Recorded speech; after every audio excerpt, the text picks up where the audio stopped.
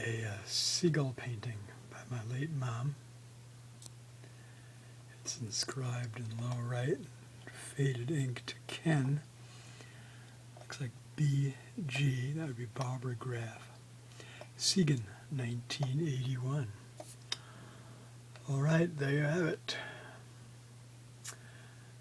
Little did she know that my nickname, when I worked as a camp counselor at Camp Spruce Hill, summer of '72 in Toland, Massachusetts, was Kenny Seagull.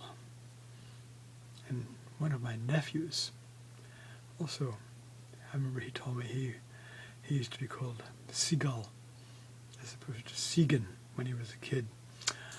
All right, there you have it, just like Mom pictured it. Sweet. Bach! Or whatever sound seagulls make.